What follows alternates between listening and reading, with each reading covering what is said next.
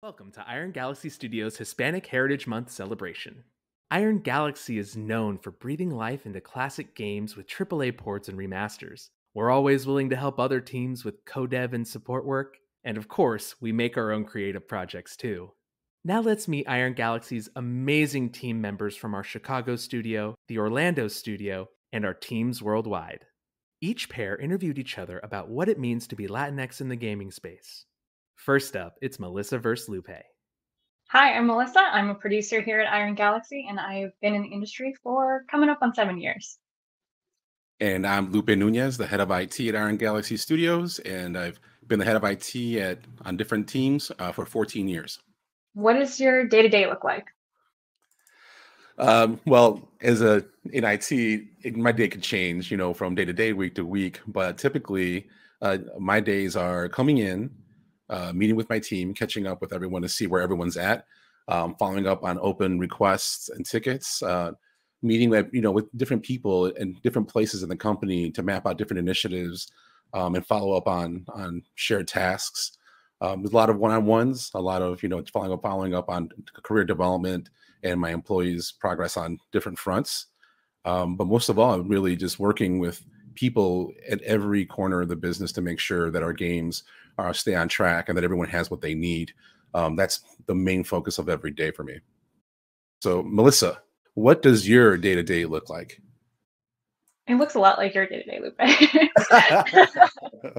Yeah, I also get in and meet with my teams, and it's a lot of like internal interfacing to understand that everyone's clear on goals, to make sure that no one is blocked to do what they need to do during the day, and then having those same conversations with like our external partners, our outsourcing partners, and it's like 4 to 6 hours of meetings per day and a little bit of hands-on keyboard work, but it's a lot of focusing on people, projects, and processes, specifically in that order, with people first always. Yeah, it's very similar in some ways. We're always reaching out and people checking on you, you're checking on them, and working towards game goals all the time. So yeah, it's very similar. Okay, so Melissa, how does your heritage affect your role in games? I think this is such a big question. I think it's one of those things that you can't separate from like who you are as a person. Making people make games first and foremost, right? And so the person that I am is someone with of Mexican descent, and that is crucial to how I make games, because my lived experiences inform the things that I want to see in games. I want to see Hispanic and Latinidad cultures authentically represented, and stories told about people's personal experiences instead of things that are attempted to be homogenized and just kind of summarized for the sake of the whole. Games just have such a good potential, to represent people's stories in the way that you've talked about being a storyteller. And I think that our individual stories are just a really good catalyst for making and seeing things in games. How about you, Lupe? How does your heritage affect your role in games? It's something that I think about regularly. And I think as Latinos in America, we already have our own set of challenges and weight that we carry. And I try not to overburden myself with some of that. However, I can't not bring myself to think about the people before me. So I think about my great grandfather, my grandfather, my dad, my uncles. These are all people that I've met and I've seen and I've heard their stories of what they've built in order for me to be able to be in the position that I'm in today. And I don't lose sight that people in our industry and a lot of industries, when you look at the breakout of who's in management, like, management fields, who's in art fields, there's not, a lot of Latino representation. We're least represented in those types of jobs. So when I look at how fortunate I am to be in the position that I'm in, it's hard for me to separate, how I got here and who paved the road for me to get here. And then I find myself thinking I have to make the most of every day, of every bit of work that I put in, every bit of time that I spend away from my family, because I think that there's more meaning to it. So it's hard to separate those two things. And as I approach my day in and day out, I think about the people who have put the effort in for me to be here and the work that I'm doing to pave the road for others. And it's something that I carry with me every day. I take it very seriously. So when you see me in a DEI meeting, or you see me in a storytelling for work or whatever, when you see me get a little bit more passionate, a little bit more emotional when I speak about my career in games, that fuels a lot of it. So Lupe, tell us, how did you break into the games industry? A while back, I needed to change jobs in order to continue my daughter's medical care. And at the time, I had to switch jobs and doctors, and I ended up in the video game industry as a result.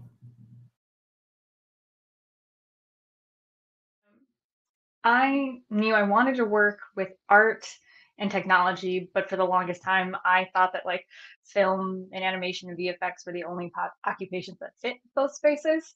So I graduated with an animation degree, but struggled with the freelance world after graduation. And after playing Journey for like the 20th time, it clicked that animators were needed in games too. So I went back to school for games, fell in love with production, and was able to score an internship at Relic in Vancouver, but that was really short lived due to getting kicked out of the country because converting student visas to work visas had just changed to exclude private institutions, which my school was. Either way, afterwards, I just applied to everything, more schools and even studios that didn't have production openings in hopes that they'd remember me with when an opening came up. And that's kind of how that worked out in landing my first gig. Yeah, that's really cool. And now that I hear your answer, I guess in order to kind of make the more of the conversation was I mean, I was always into games, right? So I always played games. It's something that I did personally, my family, my friends, we were all into games. I never actually considered working in games until the day came that I had to switch jobs. I had a lot of experience in, like, corporate America and larger enterprise business. And then when I had to change jobs in order to continue medical care for my daughter, who has a lot of special needs, I ended up at Midway Games, and that was my first job in the industry. And then went on to work at NetherRealm Studios, and now here I am at Iron Galaxy. This will be the 14th year that I've been the head of IT at a video game company. Lupe, what advice would you give yourself when you were just starting in the industry? You know, there's a couple things. The first thing would be I wish I would have gotten into the industry earlier when I was younger. It's something, like I said, I didn't know was an option. And then when I did, it would just kind of, happen, but it was something that I would have pursued a lot earlier. The industry has been something where I can feel more comfortable in my own skin, right? So it's something that's important to me. But also, uh, I would tell myself to have a bit more confidence. Not having any experience in the game industry is more of a challenge for me to figure out how to influence change, how to have an impact. And like every other job, with being someone who's in management, and someone who's a minority, and you find yourself in smaller circles, with other people who maybe aren't like you. And so I think I lacked confidence early on, and I would have told myself to have faith that you can influence change and have an impact at the company a lot earlier than I thought I could. What inspired you to get into games? Yeah, I think similar to you, when I think of games, I think of family. I think about, parties in like Thea's garages with like a tiny CRTV and a console, and Theo's and older primos and everyone. It didn't really matter, what the age group was. Like everyone kind of coming together around a TV or a game set. And the same would be true visiting family in Mexico or the Philippines, like with an arcade cabinet. Like games just have such a special way of bringing family and friends and generational gaps together. And I don't know, to me, that's really special. Um, yeah, and I think about that, and I think about just how games for education like really took off around the time when I was a kid, and I played a lot of games to learn, and the ability to do things at my own pace, to kind of be rewarded, to have fun with games, like just really helped with my confidence in school systems. So I think games are just super special when it comes to bringing people together, to help you learn, to kind of see yourself in a different light or put yourself in different shoes. And they just have so much potential in my eyes. Lupe, what is your hidden talent? I think a lot of people would say that I'm very talented at making a joke the worst time possible. But my real hidden talent is that I'm a storyteller. So I like to, tell stories, and I've been doing it for a few years all around Chicago, and recently, doing a lot of it virtually. I just went out and did my first story in public outdoors not too long ago, and it was something that I forgot almost how much I really enjoyed. There's something about playing off the crowd live in a show and getting that instant response, whether it's something of emotion or something of laughter. It's something that I'm really into. I really enjoy, and I definitely like taking the opportunity to, like, voice some of my passions and concerns, and letting loose on stage is something that I really look forward to, and I really enjoy. So that's my hidden talent. How about you, Melissa? What's your hidden talent? I can tell you what my hidden talents aren't. I can't whistle. I can't wink. Like I can't do any of those things. But I don't know. There's an innate like production sense to me that really likes organizing outside of organizing projects. Like, have you heard of like knolling and flat laying, like that Instagram thing where you can put things together by groups and like take a photo of them? I just do that all the time. It doesn't matter if it's like my dishwasher or if it's like, books in my bookcase, like without thinking, I just kind of like zone and put things together. And I don't know, it's really relaxing for me. I know we're almost out of time, but I want to ask you, Lupe, why did you pick El Alacran for your nickname? My family, both my mom and dad's side, are from the state of Durango in Mexico, and the official, I guess, animal or insect in this case is el alacrán. So whenever you represent Durango, you always say, yeah, puro Durango, puro alacrán. That's who we are. And that's what I represent. How about you? Why are you La Espada? Because I'm gonna cut the trimmings out of your games. I'm gonna make sure that we, are sharp, and I'm just gonna cut the crunch time out of it. Cut all the scope creep. Nice. And make sure that we are lean and mean as we get these games out the door. Nice, and I vouch for that. That's what you do. All right. Well, then, thank you everyone for watching, and yeah, we'll see you. Bye. See it. And now it's Emily versus Marina. So, hello, I'm Marina Suarez, and I'm a UI artist. I was born and raised in Spain, northern Spain, and I grew up my entire life with my best friends from Peru and Colombia. And I've been working 6 years in the gaming industry. My name is Emily Farias, and I do programming. And professionally, I've only been doing it since like March. So very fresh still. What is the mystery behind your wrestling name? It's just I'm the cat. That's it. What about you? Is there any story behind yours? I guess it's just a simple like pun, because it's Marina, and like that's like the deadly wave.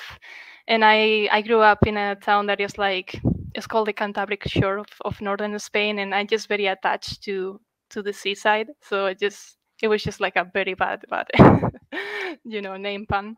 No, nice. Did you know that you always wanted to work in games? Actually, there's a fun story. I started working as a traditional painter and a sculptor. I never knew if I wanted to be in video games. I just happened to really like video games. At the same time, I was developing my own like creative side, trying to become a painter or whatnot. And I actually took like my bachelor degree in fine arts in Spain, and eventually they just kind of happened to blend each other, like your passion and like what you do with what you work, like kind of blended perfectly as a traditional digital illustration. And so I became like a 3D like generalist for a while, and then that became like a beautiful journey towards like gaming and UI art. How about you?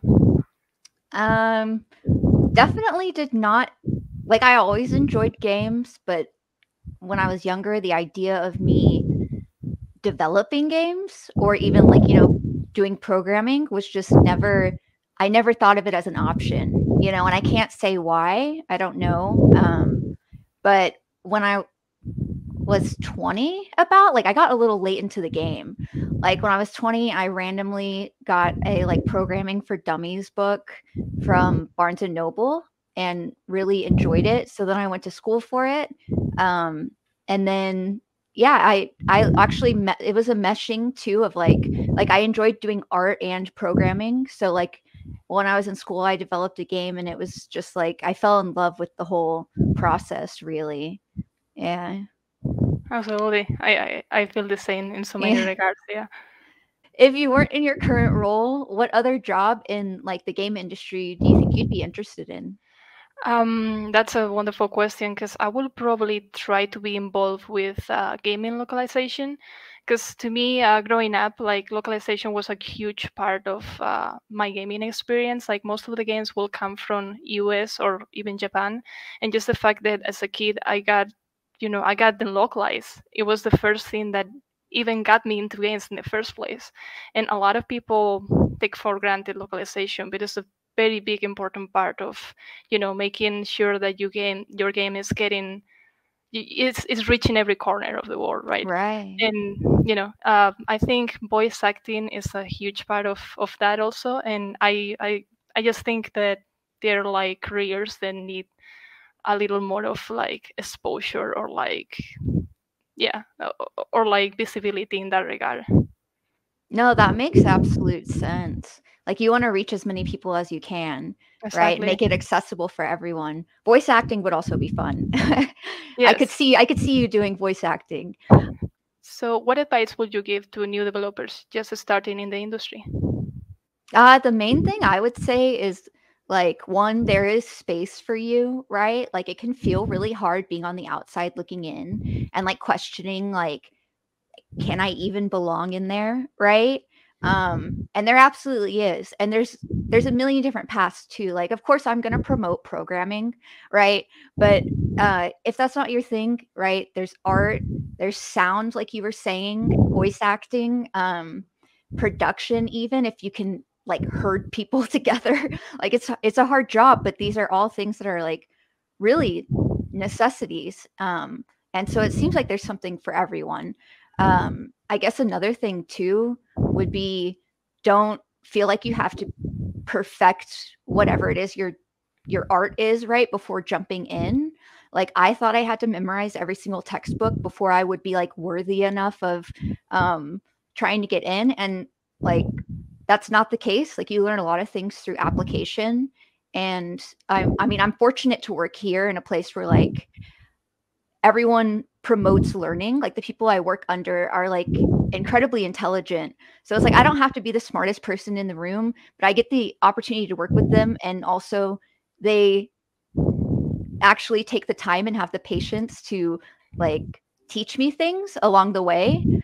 Like I can't express how like important that is.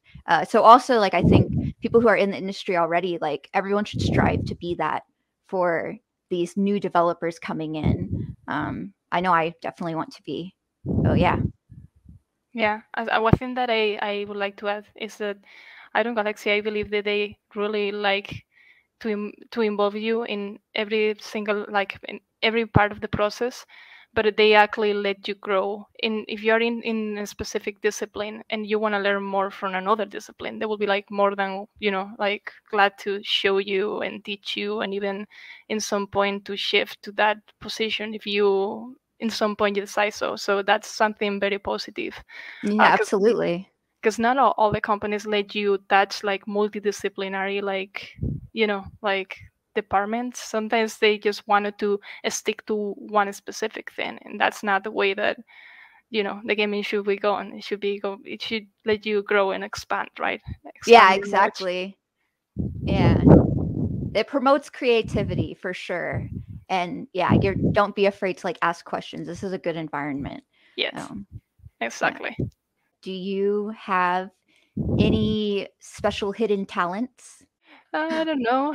That's a very good question. I feel like I develop interest for a lot of things, and I have a good sense of curiosity, and I pay attention in little details that may seem overseen, or most people oversees. I don't think it's as much as a talent as a sensibility, but a lot of people point out that I'm that way, and it turns out to be a very positive thing. No, definitely. Yeah. How about you? Do you have any hidden talents?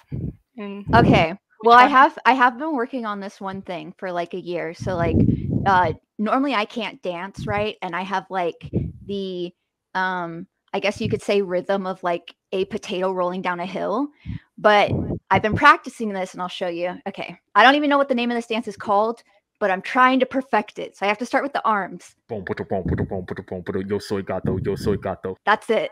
That's my I hidden like it. talent.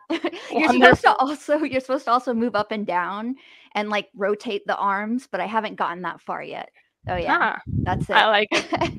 It's a good hidden talent. I like it. Yeah, people don't expect it. Wonderful. Well, thank you for watching and see you later. Yeah, thanks. Bye.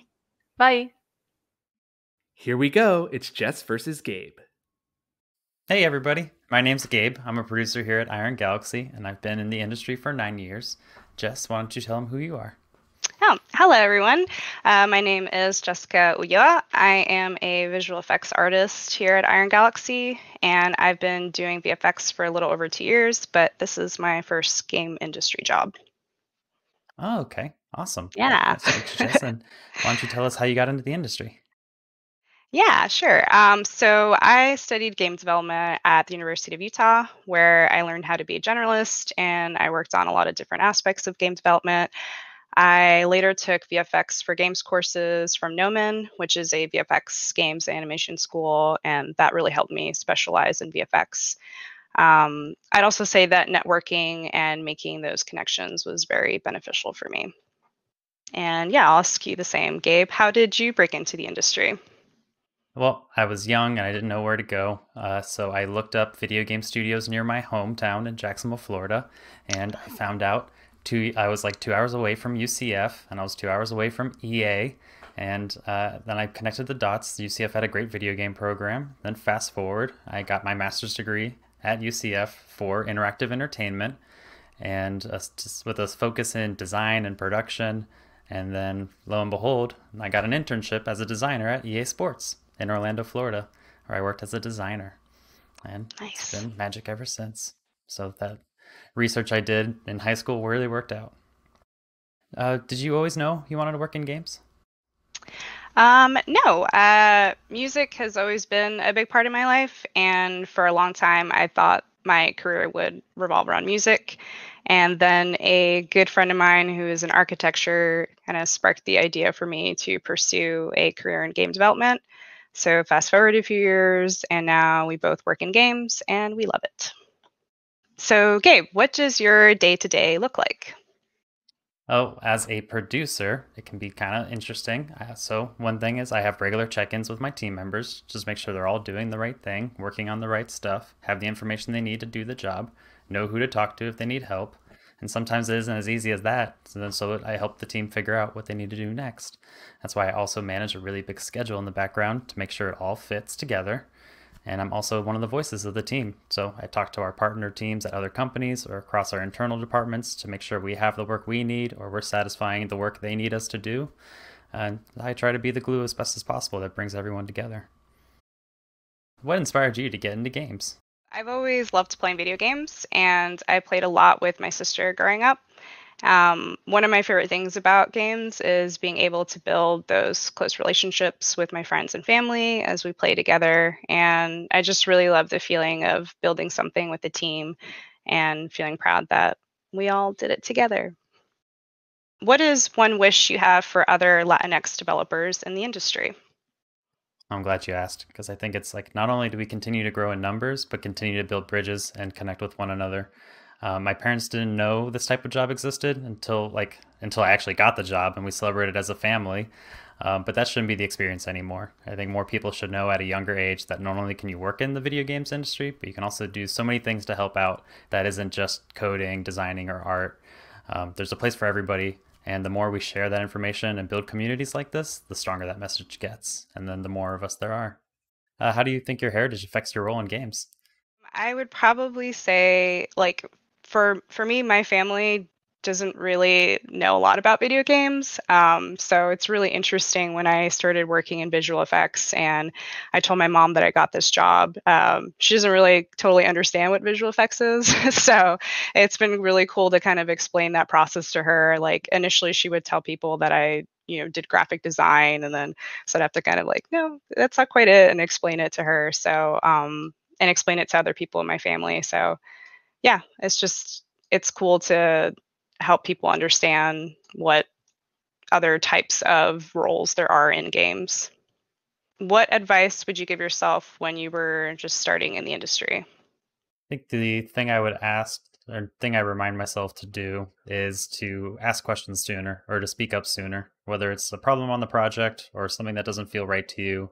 Just anything that you can think of, like, don't be afraid to speak up and use your voice. And honestly, even if you don't have the right answer, it's good to know, to have your thoughts heard. And, the sooner people know that you could use some help, the better, and they'll help you out. And that's one of the fastest ways to growing, is admitting to when you need that help. For sure. I'd say that would be very useful for me to do as well when I was starting off. And yeah, just like reaching out to other people and just like researching what's out there, looking up tutorials and videos and finding all those resources was really helpful for me. How does your heritage affect your role in games? Well, I think one way I put it to a lot of people is that, like, I'm the quietest person in the loudest family, or I'm the quietest person in a really loud family. And like what that means to me is that I grew up in a really large family, and you really had to be a team player, and you also had to know to speak up, or to work together and to work through any problems and to really help each other out. So I think that's one part of my heritage, is just coming from a large background or a large family, knowing that support is there or can be there if you ask for it. I think has really brought a lot to me and the role I play in games, as terms of being a producer and keeping us all together and making sure every voice is heard, and we try to work through problems as a team. So when we get to, I think, the final question, what is your hidden talent? Aha! Yeah, so my hidden talent is that I am a fire dancer. I dance with a fire hula hoop, and I've been doing that for about 10 years. And I love the focus it gives me and the sound the fire makes as it spins around me. And that's a very powerful feeling. It's cool. Oh, that's awesome. I love seeing those at Ren fairs. Yeah, it's pretty cool. Yeah, so Gabe, what is your hidden talent? I feel like I didn't prepare as great as an answer because, and this is the same thing I think a CEO asked me of, like, what my hidden talent was or my superpower. And I think everyone had really cool, like, I can visualize the entire game in my head from a design perspective. What I said was, and what's still true today, is I'm really good at like throwing food up in the air and catching it in my mouth. So you see those people like throw popcorn in the air and catch it. I feel like I've really nailed that lately. Nice. That's awesome. Yours is way better. Sorry. It's okay. Oh, no. That's all right. It's not biggie. Well, it was nice talking to you, Jessica. You too, and Gabe. Just want to say thank you to the viewers for watching. Just want to say goodbye. Yes, thank you. Bye, Brittany. Up next, it's Isaac versus Everardo. Hello, my name is Isaac Torres. I'm a lead combat designer here at Iron Galaxy Studios. I've been working in the industry for nearly 10 years, and I've been at Iron Galaxy for 8.5 of those years. And I'm Everardo Acosta. Depending on the project that I am, my role varies from environment lead to art lead. I've been in the industry for 20 years, about 20 years now, and half of that has been with Iron Galaxy. So tell us the story behind your fighter nickname. Perro Callejero. Nothing crazy or big behind that, really. My mother's in town from Mexico and been visiting me lately, and she likes, in fact, loves all the old school 80s Mexican movies, and one of them is Perro Callejero. And it so happened that I was watching that, that movie with my mom that evening, and the next day, this opportunity came in and like, hey, do you need a nickname for your your interview or whatnot? So I'm like, hey, yeah, sure, let's do Perro Callejero. What about you, Isaac? What about your nickname? Yeah, so I've had mine for over 10 years now, I'd say. It all comes just from online gaming. My name is Delratch. People in the fighting game community know me as Delratch. But it really started off when I used to play Final Fantasy XI back in the early 2000s. And it just comes from a Magic the Gathering card that I misspelled. So it actually isn't even the proper spelling of that character, but I thought it was always really cool. And yeah, that's basically it. But that's what people have known me for over 10 years now at this point. Evro, tell us a little bit about your educational background. I'm an artist. My background is artist. Essentially, it's illustration and fine art sort of background, oil paintings, airbrushing. I attended the American Academy of Art here in Chicago for 2 years, got my associate's degree in illustration. During that time there, the school became accredited and offered a bachelor's program, which I quickly signed myself up for it. That took me another year and a half to complete, and that essentially got me a bachelor's degree in electronic design, which essentially was basics in animation, basics in modeling, and what was called back then desktop publishing, which was learning Illustrator, Photoshop, and Quark Express. I know Quark Express, I'm dating myself, but it's a program we used to use for page layouts or whatnot. Yeah, that in a nutshell, that's sort of like my educational background. Again, associate's degree in illustration and a bachelor's degree in electronic design. How does your heritage affect your role in games? Yeah, so I think to answer that question, I have to kind of explain a little bit about my background in general. So this will be a little personal, but I was raised in a single parent household. My mother, she worked a less than minimum wage job at a plastics factory for 16 years. For my entire life, I've pretty much lived right next to Humboldt Park. I'm the only person in my immediate family that has either attended or graduated college. My brother is Mexican. My sister is Palestinian.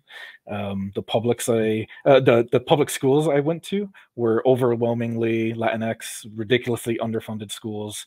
I can go across the street right now and there's like a giant Puerto Rican flag right there, right, and some like good ass food. So I think about the experiences that I've gone through personally, and I think about the experiences within my immediate family and within my community, and I think about my role at Iron Galaxy, right? It's like, one, I have a privilege to being able to speak about this sort of stuff right now, but my role as a combat designer, there's tons I can say about that. That's super cool and really fun. But, to me, the part that's most important is making sure that I use my position to improve my community in some sort of way, right? Both inside the company and out. It kind of sucks to say, but like, the fight is never over, right? Like, no matter what my role is, there's always some sort of battle. There's always voices that need to be amplified. And I think for pretty much my entire life, I'm going to be doing this. When I was in QA, I fought to make sure that we were respected, to make sure that we were seen as a part of the development team. As a designer, I listen and I think about the things that my team cares about, and I try to do something about it. I legitimately want people to love what they do and to feel like they're crucial to the thing that we're making. In my past, I've worked on political campaigns. I've advocated for things just that are basic human rights for people within my community. And I've talked at schools while at Iron Galaxy to kind of demystify the world of game development a little bit.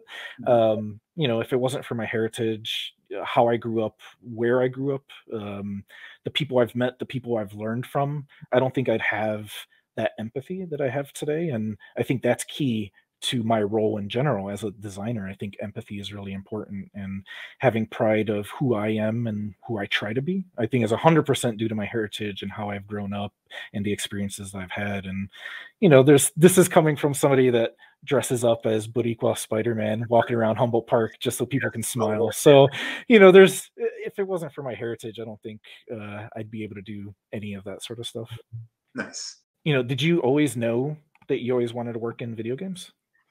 Surprisingly enough, no. And thinking back at it, in fact, I grew up playing games. The whole, PlayStation was sort of my first really like console that I owned. I did play like Atari games prior to that, but my first love for games was PlayStation. And despite me loving games, starting with like the PlayStation 1, it never dawned upon me that I could do this as a career. Bringing back my educational stuff, when I went to art school, it was more like I want to be an illustrator. Somehow I want to be in the arts. But again, never crossed my mind that I could make video games. And even so, like even when I got my bachelor's degree, it was, learning how to model, learning how to animate. And again, my initial goal was not games. It was actually to make movies. Um, that has always been sort of what I've been shooting for. And, my stay in Chicago was only going to be temporary. Um, at some point after I graduated, I did some freelance contract work, and I actually worked with a small, tiny studio, meaning one person owner. I get contracted to help him build out a shipping port for the Puerto Rican government. Actually, they were trying to pitch an idea. I believe it was to Honda, or I forgot what big car manufacturer, and we were contracted to build out the shipping port, and then they were going to pitch it to this external country, Honda or Toyota, I can't remember whatnot. But I did love just sort of kind of like the creation process and the just building and animating all that stuff out. Having said that, like during that time, I had a friend who started working at Midway Games around 2000, 2001. And at that time, Midway Games was not doing console games. They were strictly arcade games, and they were actively building up to transition over to consoles. So my friend was working there, and he reached out to me. He's like, "Hey, I'm working for this company. They're building up their art department. You don't have to have any 3D or gaming experience or 3D experience. They just want artists who have a good fundamentals and a good background."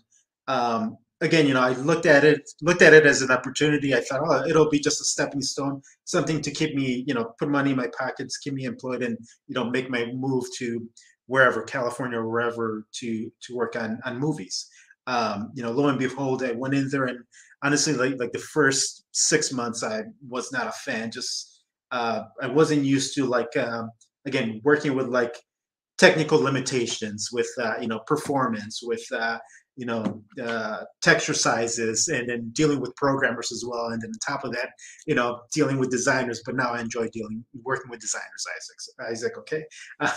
But yeah, so it was the first 6 months, I was just itching to get out of there. But one thing led to another. The projects that the first project I worked on was a baseball game, Slugfest, which was one of the funnest games that I worked on, just because you ended up actively playing with your teammates and programmers and designers.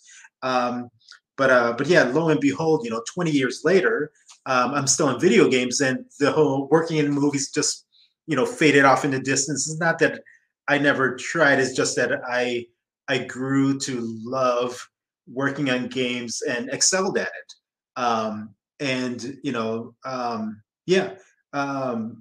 yeah, I just grew to love it. And again, initially it never crossed my mind that this could be a 20-year career, and I'm still in it. So who knows when I'm going to stop. What advice would you give yourself when you were just starting out in the industry? Yeah. I mean, it's interesting, how you're talking about how you didn't even know you wanted to get into games. I didn't either. I have a bachelor's degree in psychology. I have a minor in sociology. I never imagined that I would ever work on video games ever. And my advice isn't so much to myself, I guess, as it is to hopefully anybody that can take anything away from what I'm talking about. But it's to kind of just never underestimate yourself, right? It's like, just because you may not have the background or the education for this specific industry, that doesn't mean that your experiences are not valid or that you can't learn. It kind of sounds silly to say, but it's really true. It's like every bit counts, right? It's like that video game club that you maybe had in high school. Yeah, that's super cool, right? It's like, did you write about video games or create content? That's also very valid, right? It's like, do you play games competitively, right? I played games at a competitive level, or at least tried. My competitiveness is questionable depending on who you ask, but we should talk about that, right? It's like, it may not seem like it, but being able to play something even at a competitive level sets you, it's a very specialized skill, right? And that shows that you kind of think about things differently than others, and you shouldn't be ashamed of the things that you enjoy just because it's something that isn't in a degree or something that isn't in a professional setting or anything like that, right? It's like, even if it's for fun, you can still incorporate that experience into your normal everyday life. And I've done it, and I continue to do it even now. And I would say to anybody that maybe is just getting into the industry or wants to get into the industry, never sell yourself short. The experiences you have are super crucial to who you are, and you should be proud of that. And when you're getting interviewed, that sort of stuff shines, and that is a difference maker between you and someone else, right? It's like those personal experiences, that passion, that experience that you have is very unique to you, and you should be proud of that. All right. So, going back to you, Evero, this is kind of a more lighter conversation, but what's your hidden talent? Yeah. Probably my least favorite questions out of all of these. Isaac, you know me, I'm very sort of reserved, stoic, or serious or whatnot. So yeah, my hidden talent, right? Actually, there's two. Well, I'll just focus on one. A lot of people don't know, or may know, or I don't know, that I actually like to dance. In fact, I love to dance. I don't do it as often as I'd like, but I'm a good dancer. It's hard for me to admit, but yes, I'm a good dancer. Salsa, merengue, cha-cha-cha, ballroom dancing, swing, some waltz, some foxtrot. And so, I like to dance. I like to try different styles or whatnot. And yeah. What about you, Isaac? What is your hidden talents? It's definitely not anything as cool as that. I had no idea. That's really interesting. Yeah, I this was the question I was kind of dreading the most because I didn't really have an answer for it. But um, I don't know. I don't know if there's anything that's super hidden. I can play musical instruments. During quarantine, I picked up the glockenspiel, so I've been playing that. I like a lot of percussion-y type things. I used to play in a band for steel drum back in high school, and that led up into my first year of college. And I played at like Bulls games, and I played for the mayor. I played. At Chicago has like a little winter wonderland type thing, and I've played at that as well, and that's always been really cool. I've always loved music, and I may not do anything professionally with music right now, but I'm constantly thinking about it. There's always stuff that's running in my head that is very music oriented, and I don't think that part of my life is ever going to go away. I guess that concludes this conversation. Evero, I had a wonderful time talking with you. I actually learned quite a bit. It's very interesting hearing what you had to say. We got to do this more often. Yeah, absolutely. Well, thank you all for watching, and yeah, see you later. Bye. Two brothers enter, one leaves. It's Daniel Diaz versus Jesus Diaz. Hello everyone, mi nombre es Jesús y soy Environment Artist. Llevo 10 años trabajando como profesional. Me encargo de crear todo lo relacionado con los escenarios, desde pequeños modelos 3D, como podría ser una ventana o una puerta, a piezas modulares para crear edificios, montañas, terrenos. Y también me encargo de crear las colisiones con las que el jugador chocará cuando está jugando. Y bueno, comencé haciendo esto desde el año 1999 de forma no profesional, como un pasatiempo, y de forma profesional llevo desde el año 2012. Me llamo Daniel Díaz, soy Environment Artist y llevo 20 años, de los cuales 10 como profesional. Y básicamente hago lo mismo que mi hermano. Muy bien. Tell us the story behind your fighter nickname. Bueno, pues he escogido el lince ibérico porque es un animal que me gusta mucho y en España está en peligro de extinción. Es como una forma de apoyar este fantástico animal. Pues mi nickname proviene de la película Drive, cuyo protagonista es Ryan Gosling. Y este antihéroe, por así decirlo, llevaba una chaqueta con un escorpión en la espalda y hacía especial alusión a que te atacara en cualquier momento. Y nada, me gustó bastante la película y de ahí el apodo. Jesús, how did you break into the industry? Pues empezó en el año 1999 cuando mi madre nos compró el juego Unreal y al poco tiempo de jugar a este juego descubrimos que incluía un editor de niveles para hacer mapas y lo cual nos enganchó bastante más crear los niveles que jugar al juego en sí. Entonces, durante bastante tiempo estuvimos como hobby creando estos niveles y hasta que formamos parte de una comunidad de mappers de aquella época llamada Community Bonus Pack, en la cual hicimos muy buenos contactos. Recuerdo que uno de ellos fue Ben Burkhardt, el cual nos dijo que su empresa estaba buscando diseñadores de niveles y nada, poco tiempo después, porque nosotros estábamos estudiando en la universidad, pues decidimos presentarnos a esa oferta y Daniel, mi hermano, ganó un concurso que estaban haciendo esa misma empresa y gracias a eso y a una serie de test 3D que nos hicieron, pues conseguimos el puesto. Bueno, mi historia es bastante similar a la que acaba de contar mi hermano, pero básicamente fue un poco casualidad. Yo acababa de dejar mi trabajo como ingeniero en 2012 y me había operado la muñeca derecha por una larga lesión que tuve, que me tenía bastante limitado. Y nada, durante el posoperatorio entré a unos foros que solía visitar hace muchos años, como ha contado mi hermano. Era un grupo privado de makers de Unreal Tournament 2004, conocido como el Community Bonus Pack, donde habíamos participado bastante, habíamos ganado premios y la mayoría de los creadores de ese grupo ahora son bastante famosos. Son gente como Jaurences, Rogelio Ogui, Nick Donaldson, Ben Booker, como ha comentado mi hermano, y nada, entonces al verme de vuelta en los foros, Ben Booker, que es el actual senior level designer de Studio Wicker, me avisó de que Trendy estaba buscando a level designer. Entonces yo me interesé inmediatamente porque la verdad que me di cuenta de que mi pasión real eran los videojuegos. Además, en ese momento también Trendy estaba organizando un concurso de mapas, con lo cual decidí presentarme al concurso.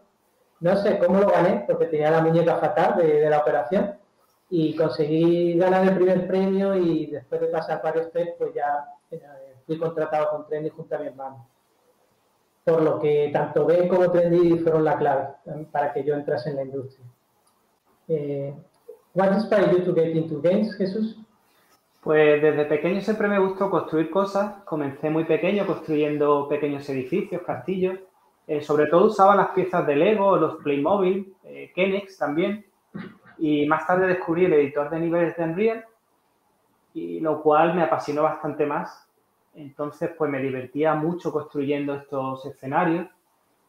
Y nada, entonces desde entonces pensé que de mayor quería convertirme en diseñador de niveles y vivir de ello.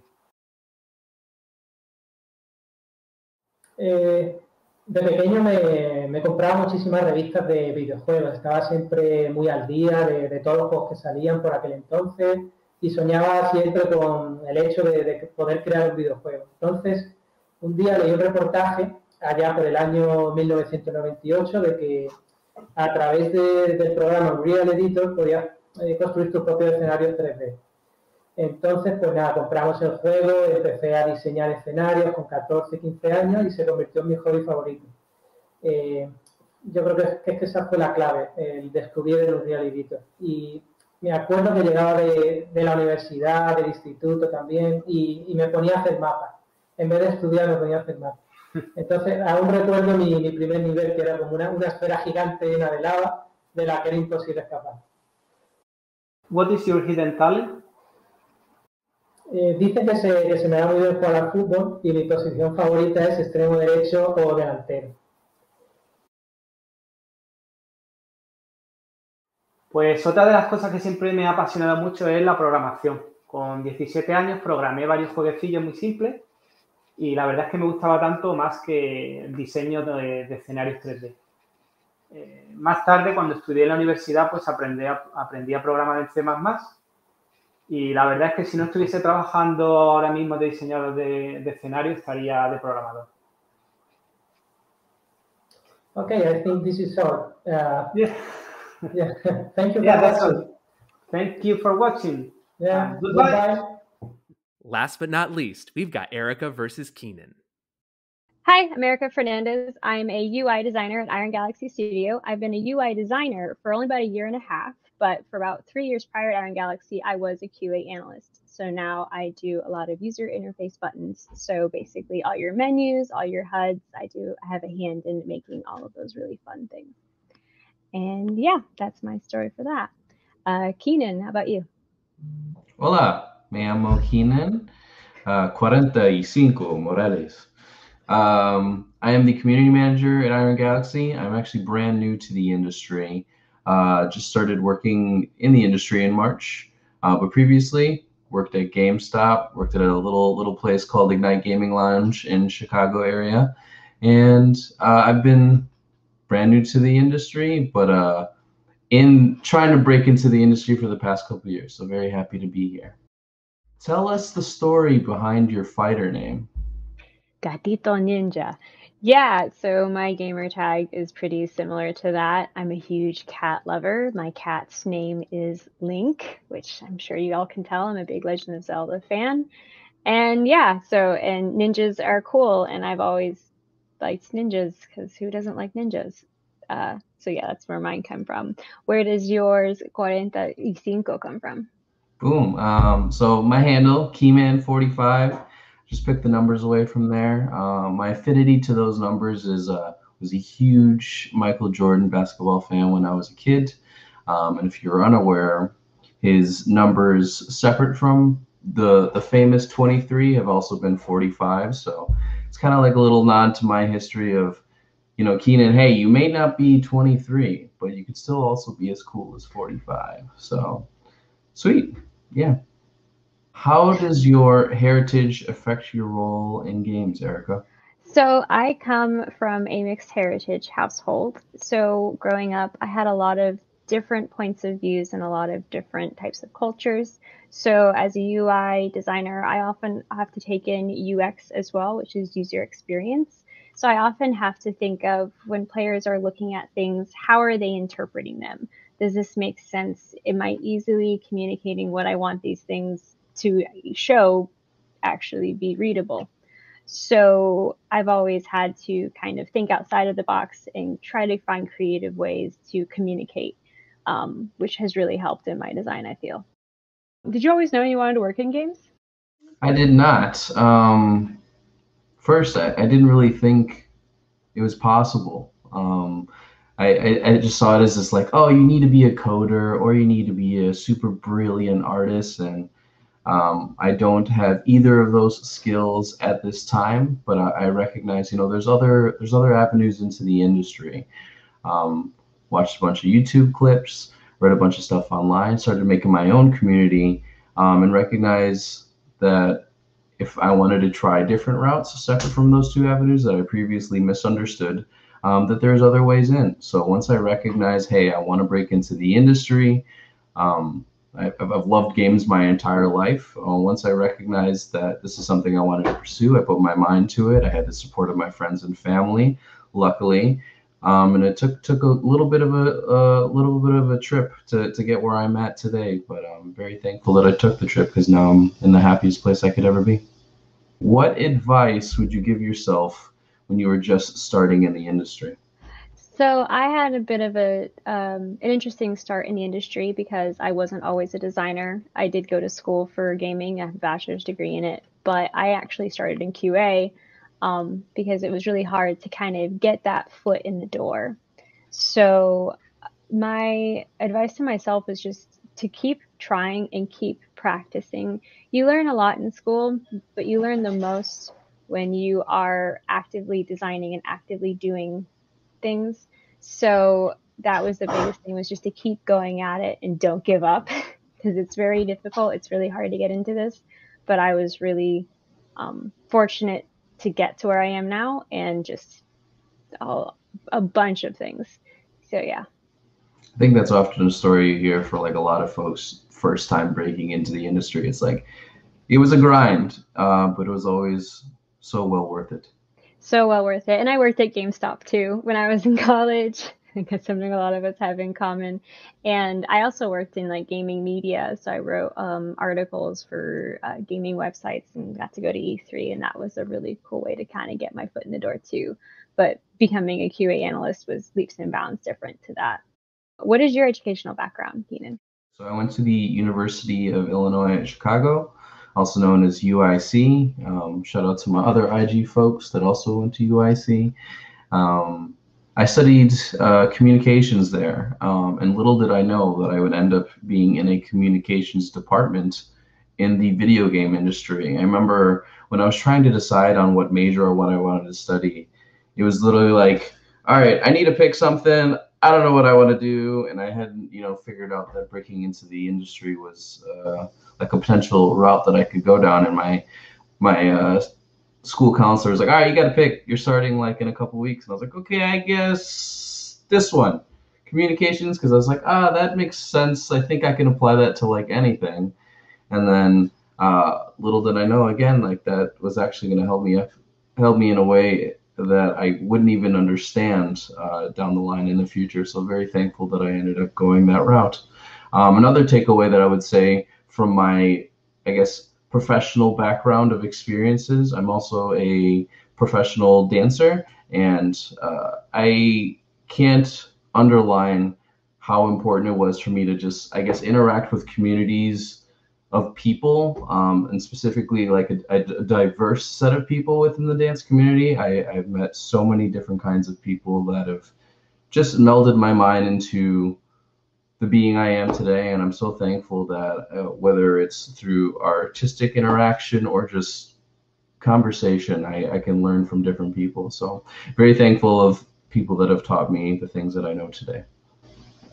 Yeah, I've done some dance as well. I've done lessons for salsa and bachata. I've actually performed for Hispanic Heritage Month before in the past as well with my father. So I totally get that sense of community for communications and stuff. That's really cool too. What is your hidden talent, Erica? So I have a couple of hidden talents. It's really hard to pick one. One of them is that to speak about music, is that I grew up in a very musical household. So I was a huge band geek growing up. I think I can play roughly a half dozen instruments, but one of my favorites was the sousaphone. So I was in marching band in high school. So I played the sousaphone, which is a giant tuba, and the instrument is bigger than me.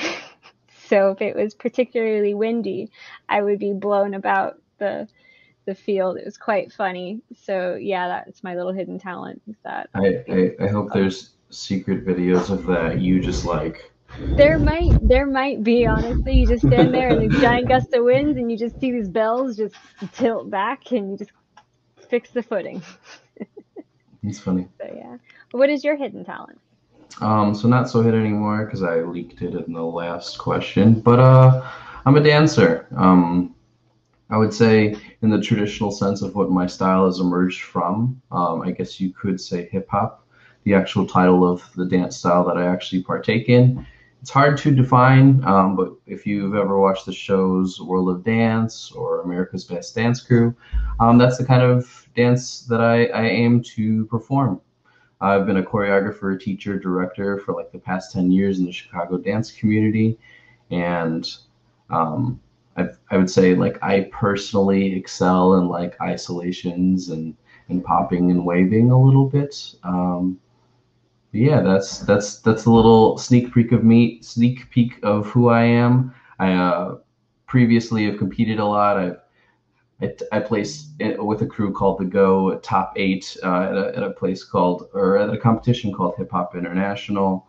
I've competed at World of Dances all across the nation with a couple different crews, Coda and the Puzzle League, and another group called Second Wind that I made that was my own. So very cool to be in the competition scene. It's something that teaches you a lot. Way more than what I've done in my little bit of dabbling in dance, but that's super cool. Cool. Well, thanks for watching, and enjoy the rest of the interviews or wherever we're at in the lineup. Thanks. Thanks, everyone. We'll let you go. Bye.